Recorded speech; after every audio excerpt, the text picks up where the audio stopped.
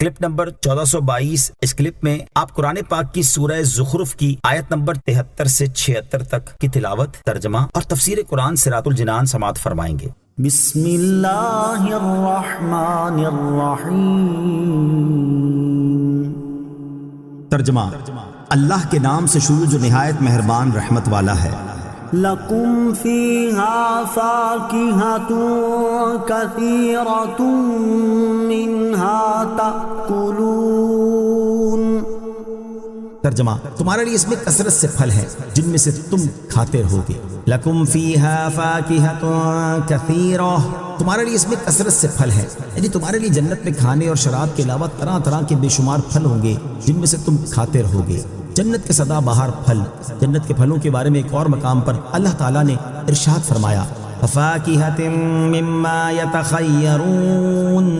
ترجمہ، اور پھل میوے جو جنتی پسند کریں گے۔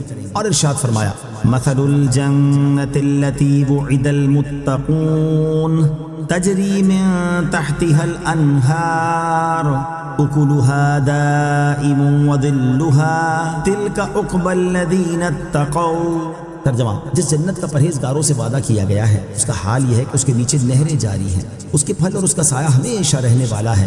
یہ پرہیزگاروں کا انجام ہے۔ اور حضرت ثوبان رضی اللہ تعالیٰ عنہ سے روایت ہے، حضور اقدس صلی اللہ تعالیٰ علیہ وسلم نے ارشاد فرمایا، اگر اہل جنت میں سے کوئی شخص جنتی درخت سے ایک پھل لے گا تو درخت میں اس کی جگہ 2 پھل نمودار ہو جائیں گے۔ معلوم ہوا کہ جنت کے درخت سدا بہار پھلدار ہیں، ان کی زیب و زینت میں فرق نہیں آتا۔ ان المجرمین فی عذاب جہنم خالدون لا یفتر عنہم وہم فیہ مبلسون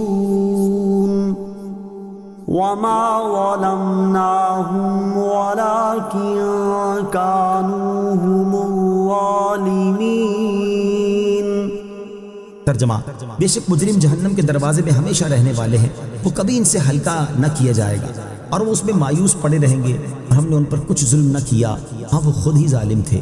ان المجرمین، بے شک مجرم۔ ایمان والے متقی لوگوں کے لیے جنت کے انعامات ذکر فرمانے کے بعد یہاں سے کفار کے لیے جہنم کی سزا بیان کی جا رہی ہے۔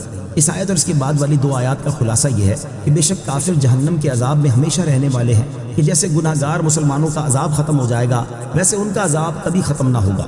وہ عذاب ان سے کبھی ہلکا کیا جائے گا اور نہ ہی اس میں کمی کی جائے گی۔ وہ اس میں نجات، راحت اور سزا میں کمی سے مایوس پڑے رہیں گے، اور یہ عذاب دے کر ہم نے ان پر کچھ ظلم نہیں کیا، ہاں وہ خود ہی ظالم تھے کہ سرکشی اور نافرمانی کر کے اس حال کو پہنچے ہیں۔ کفار کے لیے بیان کی گئی سزاؤں میں مسلمانوں کے لیے بھی عبرت۔ یاد رہے کہ کفار کے لیے بیان کی گئی سزاؤں میں جہاں ان کے لیے وعید ہے، وہیں ان میں مسلمانوں کے لیے بھی عبرت اور نصیحت ہے، کیونکہ اس بات میں اگرچہ کوئی شک نہیں کہ ہم فی الوقت مسلمان ہیں، لیکن ہم میں سے کسی کے پاس اس بات کی بھی کوئی ضمانت نہیں کہ وہ مرتے دم تک مسلمان ہی رہے گا، کیونکہ جس طرح بے شمار کفار خوش قسمتی سے مسلمان ہو جاتے ہیں، اسی طرح بہت سے بد نصیب مسلمانوں کا بھی ایمان سے پھر جانا ثابت ہے۔ جیسا کہ حضرت ابو سعید خدری رضی اللہ تعالیٰ عنہ سے روایت ہے، حضور اقدس صلی اللہ تعالیٰ علیہ وسلم نے ارشاد فرمایا، اولاد آدم مختلف طبقات پر پیدا کی گئی، ان میں سے بعض مومن پیدا ہوئے حالت ایمان پر زندہ رہے اور مومن ہی مریں گے، بعض کافر پیدا ہوئے حالت کفر پر زندہ رہے اور کافر ہی مریں گے، جبکہ بعض مومن پیدا ہوئے مومنانہ زندگی گزاری اور حالت کفر پر رخصت ہوئے، بعض کافر پیدا ہوئے کافر زندہ رہے اور مومن ہو کر مریں گے۔ اور حضرت ابو ہریرہ رضی اللہ تعالیٰ عنہ سے مروی ہے، نبی اکرم صلی اللہ تعالیٰ علیہ وسلم نے ارشاد فرمایا، ان فتنوں سے پہلے نیک اعمال کے سلسلے میں جلدی کرو جو تاریک رات کے حصول کی طرح ہوں گے۔ ایک آدمی صبح کو مومن ہوگا اور شام کو کافر ہوگا، اور شام کو مومن ہوگا اور صبح کافر ہوگا، نیز اپنے دین کو دنیاوی ساز و سامان کے بدلے فروخت کر دے گا۔ اعلیٰ حضرت امام اہل سنت شاہ امام احمد رضا خان رحمۃ اللہ تعالی فرماتے ہیں، علماء کرام فرماتے ہیں، جس کو سلب ایمان کا خوف نہ ہو، مرتے وقت اس کا ایمان سلب ہو جانے کا اندیشہ ہے۔ اللہ تعالی ہمارے ایمان کی حفاظت فرمائے اور ہمیں اپنے ایمان کی حفاظت کی فکر کرنے کی توفیق عطا فرمائے، آمین۔ نوٹ: ایمان کی حفاظت کے بارے میں اور جن کلمات سے ایمان ضائع ہو جاتا ہے ان کی تفصیل جاننے کے لیے کفریہ کلمات کے بارے میں سوال جواب کتاب کا مطالعہ کرنا بہت فائدہ مند ہے۔ ویڈیو دیکھنے کا شکریہ۔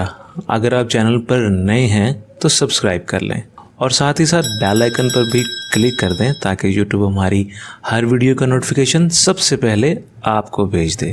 جزاک اللہ۔